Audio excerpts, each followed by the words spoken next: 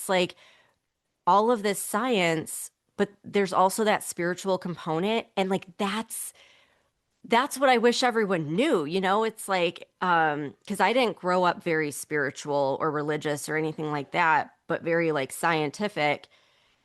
And once I started learning about the law of attraction, I'm like, oh, that's like the other piece of the puzzle that's missing.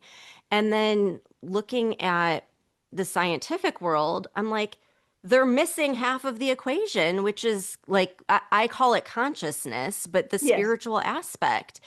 And why does it have to be one or the other? Like we really need to change the way we're thinking and accept that both are real, both are important, both are valid, and it's like, you know, two pieces of the equation that have to come together to make sense of our world.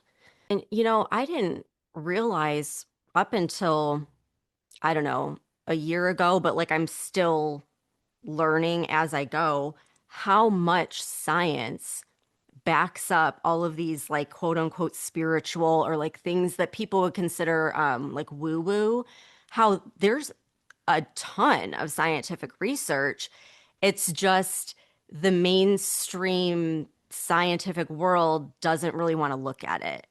I was reading Mark Gober's book, The End to Upside Down Thinking, and he was basically saying like they don't want to admit that this stuff is real because then it could kind of dismiss some theories that the scientific world has accepted for so long.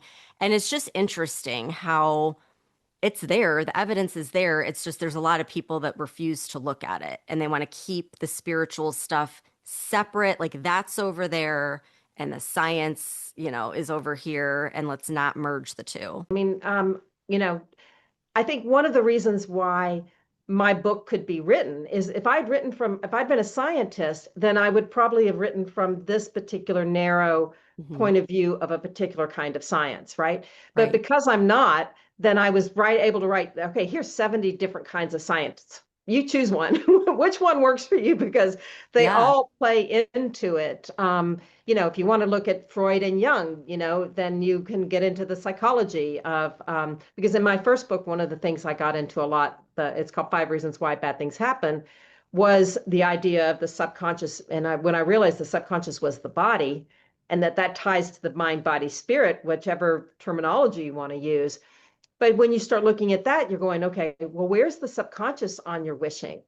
And is your subconscious in alignment? And even I get into the book about how important fun is. And I think that's one of the things you're kind of alluding to before. We get older and we're like, well, we let go of the fun. And Hmm. there's really good science behind why fun is important.